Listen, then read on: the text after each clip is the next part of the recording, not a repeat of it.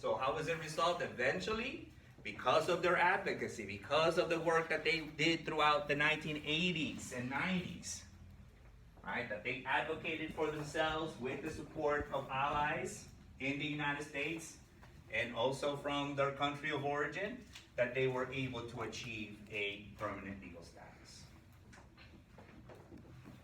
So if you look at your final exam in the 4 parts, right, that I ask you to answer in your final exam essay, right, that what I've been telling you covers all of those 4 parts. If you have been following the lecture, right, that this should be your guide to help you answer successfully, right, your final exam. Does that make sense? Do you see the connections that I've been making with the questions that I have in the paper? Yes?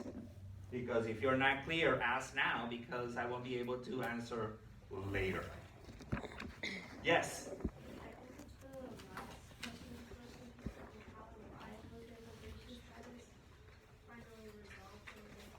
Mm-hmm. That was what I discussed at the end. You know, the passing of Nakata, right? Why, you know, I explained why people were claiming to, you know, demanding a legal status, right? You know, that it would be difficult to return home, right? That they had children already born here, that they had lives in the United States.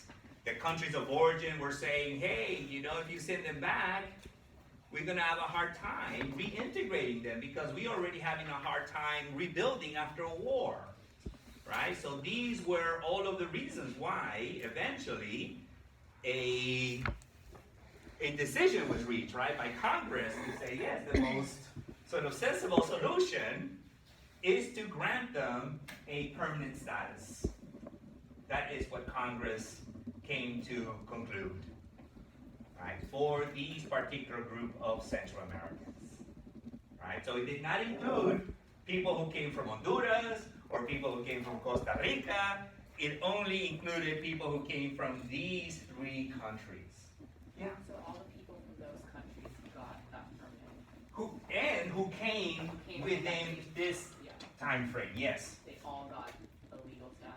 They all could apply for, because actually, you know, what's interesting is that some people didn't get the memo, and some people missed the deadline, actually. My mom actually got it through the Nakata law. Through Nakata law, yeah. But others, you know, like I had students who said, we missed that. My parents just did not hear about it, right? And we missed that opportunity to receive a permanent status, right? Yes? You said you missed it. Back then, it's mostly with newspapers and stuff like that?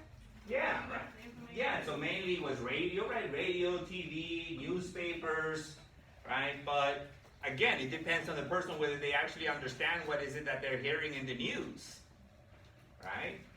And so that some folks miss that opportunity, right? As strange as that sounds, right? But some folks actually did. But usually it's all in like English, and then some of these people just speak Spanish. No, it wasn't just that they, you know, because the information was given out in Spanish too, right? I mean, it was like, you know, there are community organizations, there are Spanish media, Spanish-speaking media, right, that reported on this. So it was all over the news. It was all over the Spanish-speaking media too. It was a big deal. It was not like a minor thing that could have sort of been missed. But again, some people just did. Huh? I know, right? How could that be? It might sound like not. Yeah, it just doesn't seem possible, right? It just, but again, I'm going by what this student told me, right? That her parents just didn't get the information in time to be able to apply for it. While they're already here. Yes. Maybe they didn't want to, well, maybe they didn't have time to apply for it. Who knows? Who knows? I was also kind of like boggled by that. How come your parents didn't hear about this? But anyways, So- it happened. Yes. I mean, so was there like in 1997?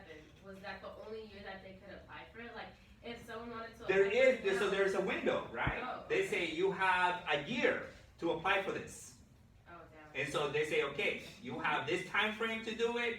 Once this date comes, it expires, and that's it. If you miss the boat, you miss the boat. You don't go in, you don't get in. So that also is the thing, right? So this is not like in perpetuity, right? There was a deadline for you to apply. And if you miss that deadline, then that's it. You miss that opportunity. Any other questions? January 1st, 1982, that was a cutoff for the IRCA. That was the before cut or after? Before. So if you came before January 1st, 1982, then you qualify for ERCOT. But if you came after January 1st, 1982, you're out. If you came January 2nd, you're out. You don't qualify for ERCOT. Right?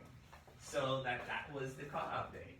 So that this starting date was to kind of give access to, like I said, most Central Americans who arrived, right? Most of the Central American refugees arrived during, right in 1982, right? That's when a lot of us just left from Nicaragua, from El Salvador, from Guatemala. Things really started to heat up, right? People left in large numbers.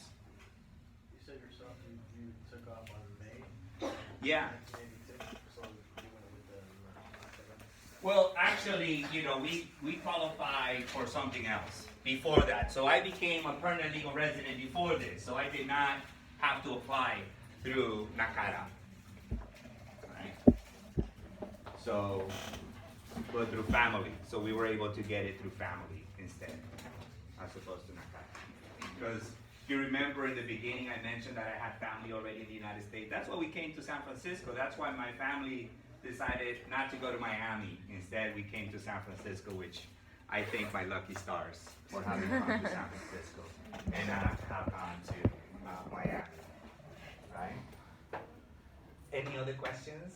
I have a question. So, how did they respond to these challenges? That question is basically going off of the challenges up here, like So what was the biggest what were the biggest challenges? the biggest challenges the refugee, They were undocumented, yeah. right? They were undocumented, that they did not receive a refugee status, Okay. right? That they did not receive a refugee status, that as a result, they had a difficult time, right, finding work, right, because all they could find was work within the undocumented labor market, right, which made it very difficult, right, to adjust into this society. And that the way that they responded to being denied Yeah. a refugee status was by fighting Yeah. and organizing, Okay. right? It was by organizing. That was the response. They organized. They started to organize, come together, create movements, right? With the support of United States citizens. That's how they were able to get all of this going. Do you think that Thanksgiving is organized is bad because many immigrants don't want any help for other immigrants Yes, but now? now, right? But you see, one can say that, because these people come from a situation of political conflict, many of these Central Americans were people who were running away because they were involved. So that they knew the power of organizing. They knew that organizing is a way to create results politically, right? In their country of origin, if they organized, they got killed. What is different now for DACA? It's a very strong movement, but nothing seems to be happening. Well, because there's strong opposition, right? So this is what we're up to right now, right? So that while there is a strong movement, there's also strong opposition. So because there's strong opposition, it is hard to find a resolution, right? So at this stage, that's the stalemate. So that it's a stalemate that is right now sort of like, okay, nothing is happening. It's not moving in this direction, right, of immigration reform. It's more moving in the direction of enforcing, right, stopping, right, denying or stopping sort of the flow of immigration into the country, right? So right now, actually, the forces against immigration and against sort of finding a solution to the problem of undocumented immigration are stronger. And it's a point of view, my point of view. It's hard to understand how many people that benefit from this are against what can help people now, when Yeah. they were benefit from other people's strength, you know what I mean? So that's I what- mean, the evidence of that, right, is it's not a large number of people, but there are clearly people today who's like, oh, we came and we were legalized, right? We did the right thing, we legalized it now, but we don't want any more. It's 8%, it's a pretty good 8%, 10%. Yeah. It's devoted for that specifically. Yeah, again, right? I mean, it's like people change ideologically, their ideas change, and so, I mean, it's understandable within the context of how they see themselves now as citizens of the United States, right? Many of the folks who were legalized through IRCA are now citizens, right? And so their views have changed as a result. Yes? So you said that ABC was for American Baptist churches, and what was the Thornburg? Thornburg was the Attorney General of the United States. The Attorney General of the United States is the head of Immigration Services. So that is why, a couple of days ago, if you sort of watched the press conference by now Attorney General Sessions, right? And he's, the one who is responsible for enforcing immigration laws, right? The Attorney General. And so, in the lawsuit, then the head of the Department of Justice is the one who is put as the plaintiff, right? In that case, the one who is being accused. But that's just a placeholder because it is not the Attorney General who is being sued, but he as the representative of the United States government, right? So it is the United States government that is being sued. Oh, so is that just his last name or something? That's his last Okay. name, yeah. Okay. That's his last name. And as I said, right, in the readings, you'll find that too, right? So please look at the readings, right, to fill in some of those blanks as well as you work on your final exam. Yes? So, I'm not sure if it explains in the link you gave us, but how can we cite information using your language? What did I say in the handout that you cite? What's the citation practice that I asked you to use? MLA, right? So, have you ever used MLA to cite sources? Have you, yeah? But like for lecture, like Generally if you're taking English classes, in English classes you are taught to use MLA as a way of citing sources. I also provide a link there, right, to give you like a quick guide on how to cite a source using MLA. Yes? That MLA page, it counts as a page for the 4 to 5 page essay, right? What do you think? No. Think so? No. No, of course not. Oh yeah, so if you write 3 pages for your answer, right, and 1 page are the 2, right, so what are your sources? Remember, for folks who were not here on Tuesday, this is not, I repeat, this is not a research paper. Okay, it is not a research paper. It is an exam which the only material you are to use is course material. My lecture and the readings, that's all. Okay? So, 2 sources, right? Oh, that's my 4th page. Now, Give me if a you break. write 4 pages, write it. And Give me a break, right? So, 4 pages of text at least, okay, folks? 4 pages of text, right? The maximum is 5. All right? Any other questions? Yeah? You have a question?